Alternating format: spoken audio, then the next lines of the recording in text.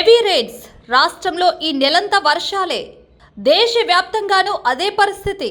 రాష్ట్రంలో మరో 5 రోజులు వానలు. వాతావరణ శాఖ హైదరాబాద్, జూలై 3 రాష్ట్రాల్లో ఈ నెల జూలైలో సాధారణం కంటే ఎక్కువ వర్షపాతం నమోదయ్యే అవకాశం ఉందని భారత వాతావరణ శాఖ ఐఎండీ బుధవారం వెల్లడించింది. అలాగే దేశవ్యాప్తంగా సగటు వర్షపాతం సాధారణం కంటే ఎక్కువగా ఉంటుందని తెలిపింది. చాలా ప్రాంతాల్లో సాధారణం కంటే ఎక్కువ వర్షం కురిసే అవకాశం ఉందని వెల్లడించింది.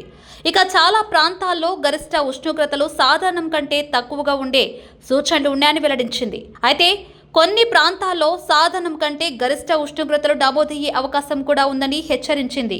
మరోవైపు తెలంగాణపై నైరుతి రుతుపవనాలు చురుగ్గా ఉన్నాయని హైదరాబాద్ వాతావరణ కేంద్రం తెలిపింది.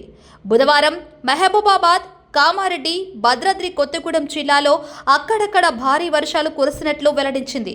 రాష్ట్ర వ్యాప్తంగా బుధవారం సగటు వర్షపాతం 2 సెంటీమీటర్లు నమోదైనట్లు తెలిపింది. గురు, శుక్రవారాల్లో రాష్ట్రంలో తేలికపాటి నుంచి ఓ మోస్తారు వర్షాలు అక్కడక్కడ కురుస్తాయని పేర్కొంది. 7 వరకు యెల్లో అలర్ట్ జారీ చేసింది.